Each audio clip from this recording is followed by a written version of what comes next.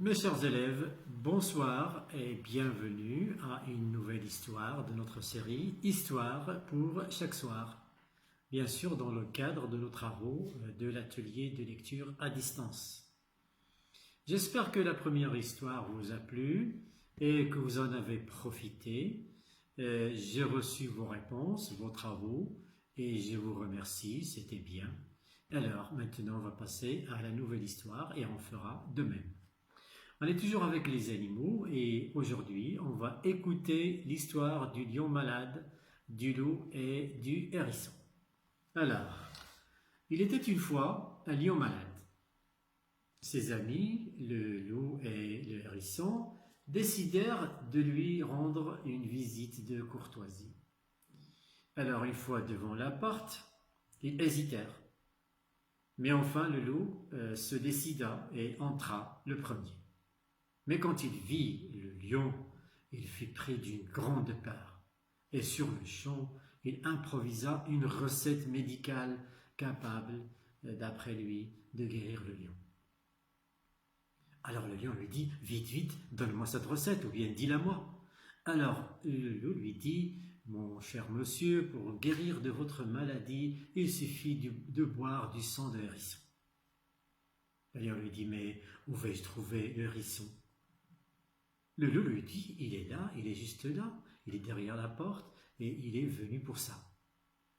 Alors le lion fit entrer le hérisson et le remercia vivement pour s'être sacrifié, pour le sauver, bien pour lui sauver la vie.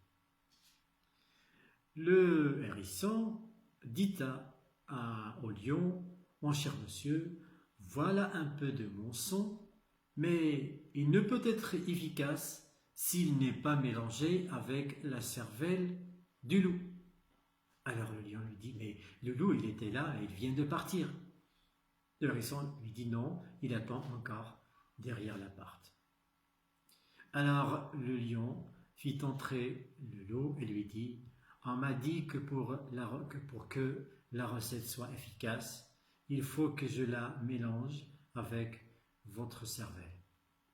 Et le lion se jeta sur le pauvre loup et sous ses crocs, la cervelle du pauvre animal dégouline. Et voilà, donc finie l'histoire. Alors, comme d'habitude, quel titre on peut donner à cette histoire? Et qui sont les personnages de l'histoire?